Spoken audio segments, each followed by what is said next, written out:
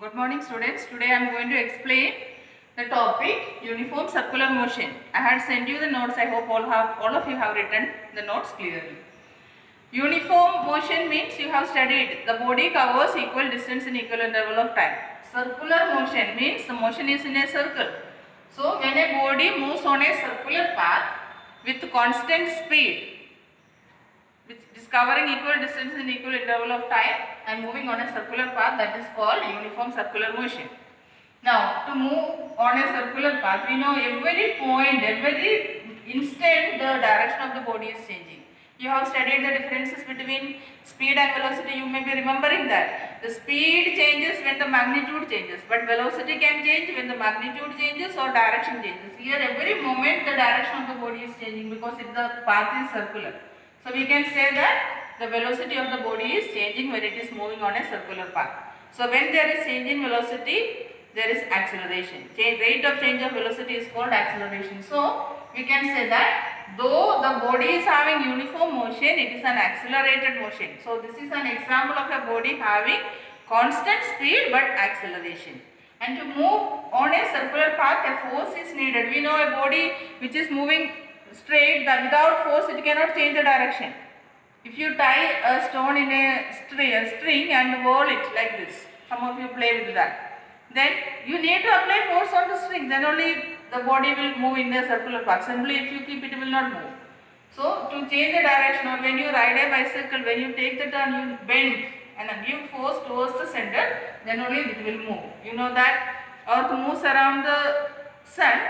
There is gravitational force that make the earth revolve around the sun. But if there is no force, the earth cannot go around the sun, or the satellite cannot move around the earth without force. That force is called the centripetal force. Centripetal force. Because force is acting on the body is having acceleration, or because the velocity is continuously changing, the body has acceleration. Now, here when the body completes one round, the displacement of the body is 0, but the distance is the circumference of the circle. Again 2 round, displacement is 0. So when you simply find the linear displacement which you have already studied, you will not come to know how many times the body has gone around. But when you find the distance, you know that 1 round, 1 circumference, 2 round, 2 times the circumference, 3 round, 3 times the circumference. There you can find how many times the body has gone. But simply finding the displacement, when it comes back, it becomes 0.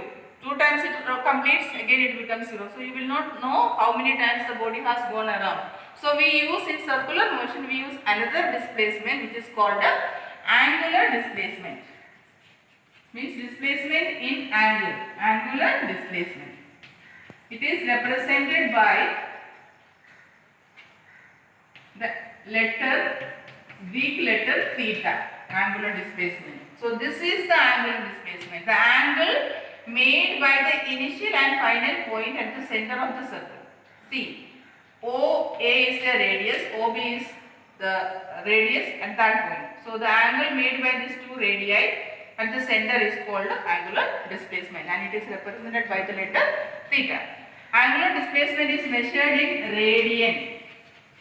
Normally you have studied in maths, the unit of angle is degree, but the standard means in science the unit, or you can say that international system, the unit of angle is radian. Now how much is 1 radian? 1 radian is the angle made at the center by an arc whose length is equal to radius of the circle. This is r, this length of the arc is also r, this is also r. Then the angle at this one is called 1 radian. So the angle made at the center by an arc whose length is equal to radius of the circle is called 1 radian. So what will be the angle in radians for the whole circle? We can say that angle in radian is equal to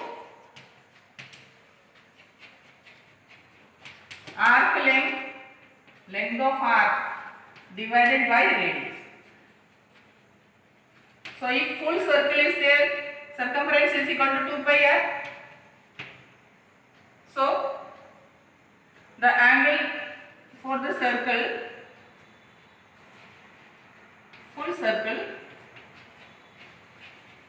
equal to 2 pi r divided by r.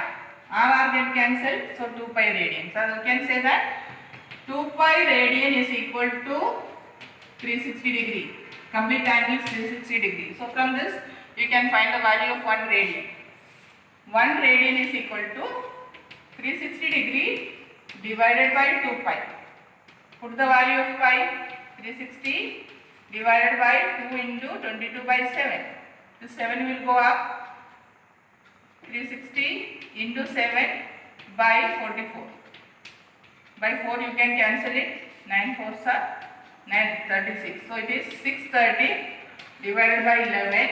That is equal to 57.3 degree. So 1 radian is equal to 57.3 degree. That is the measurement of 1 radian. Now we will discuss what is the relation between angular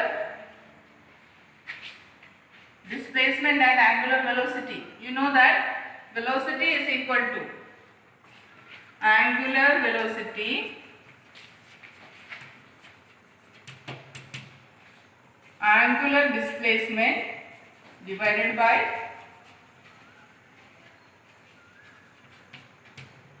time. Angular velocity is represented by the letter omega.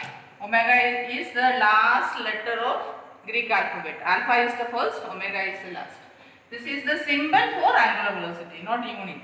This is equal to angular displacement we use by theta and time using t. So we can say that omega is equal to theta by t. Now what is the unit of angular velocity? Unit of angular displacement is radian divided by time is second. So it is radian per second. Radian per second.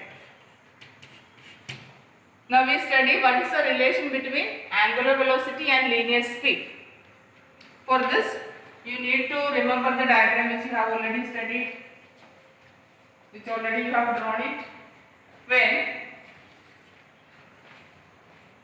a body moves with a speed v from A and goes around one time, v is the speed and t is the time taken for that. In t time it completes one round. T seconds, one round. So we can say that linear speed is equal to distance divided by time. 2 pi r divided by t. Now angular velocity is equal to angle in theta divided by time, that is equal to 2 pi by t. Now you compare these two. One is 2 pi r by t, other is 2 pi by t. So what is the relation between these two? You get v is equal to, if you multiply omega into both sides, you multiply by r, what do you get? It becomes r. So that means v is equal to r omega. This is the relation between linear speed and angular velocity. Angular velocity, if you multiply by radius of the circle, you will get linear speed. So you have two numericals I have given already using this formula.